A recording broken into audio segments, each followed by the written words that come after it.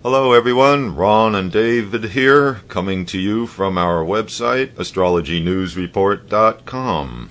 Now we look at the upcoming planetary patterns and predictions. What's in store in the heavens for September 8th through September 15th and beyond.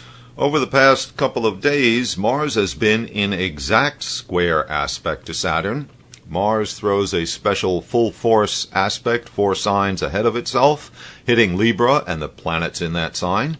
Saturn has a special aspect as well. Saturn is throwing a full-force aspect 10 signs ahead of itself, hitting Cancer along with Mars transiting there. Thus, these two malefic planets with diametrically opposed natures have been, and still are, mutually aspecting each other. And as of last week, Venus has entered the fray by moving into Libra. So now Mars is sending its evil aspect to 3 planets simultaneously, Saturn, Rahu, and Venus. And since Venus is the ruler of Libra, and thus the dispositor of Rahu and Saturn, its participation means that the Mars square is having even more impact. Another planet that is involved in this whole pattern is Jupiter. From its position over there in Gemini, Jupiter sends its full-force special trinal aspect to the 5th sign ahead of itself, which is Libra. Jupiter is the great benefic planet. Therefore, this should have a positive or mitigating effect. But Jupiter is the energy of increase and enlargement. So when you think of it this way, it just adds more juice to the evil energy pattern. Also, Jupiter is confidence and optimism. A lot of wars got started due to too much confidence and optimism. Not only that, David, but Jupiter is actually kind of weak in Gemini. Mostly Jupiter in Gemini gives a lot of ideas and talk and debate. Just turn on the news and you'll see what I mean. I think the fact that Saturn is exalted in Libra adds an interesting twist to the whole shebang. Saturn is the planet who defines delay and also represents the established order. It is in its most advantageous position in the zodiac, while at the same time being challenged and defied energetically by transformative Rahu and getting squared by a very truculent, debilitated Mars. This makes me believe that resistance to change from old man Saturn will be strong, and he will tend to dig his heels in. Yeah, this does add to the overall stress for the setup, but it also illustrates something I have had to point out to many people when judging the condition of planets. Eventually, you must ask the question, good for what and bad for what? If you fail to observe this rule, you'll get a lot of things wrong when you try to judge outcomes of various planetary patterns. For instance, Saturn's delay factor is helping Assad. While Congress and the world dithers, Assad is moving vulnerable weapon systems to safer locations before the retribution missiles start flying. Yeah, and on a whole other level, it could be that the transformative effect of Rahu on Saturn's established order, with Mars adding in the extra pressure, is going to transform the United States' standing in the world.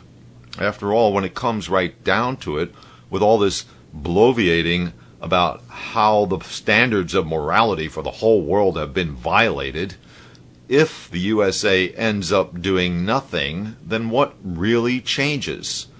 Nothing less than the credibility of the USA. One more step deeper into the Kali Yuga. Right. Okay, on Monday, September 9th, Mars will be exactly at the midpoint of the Rahu-Ketu axis. Okay, so any planet that occupies the halfway point between the 2 eclipse points comes under a great deal of tension. Being the planet of aggression, war, and destruction, Mars is especially dangerous when it comes under stress. Oh, great. The planet of violence, Mars, is already stressed by being in its sign of debilitation, Cancer. Being at the midpoints of the nodes adds stress to the stress. The tension is worldwide, and the obvious manifestation is the serious situation. How does it get resolved?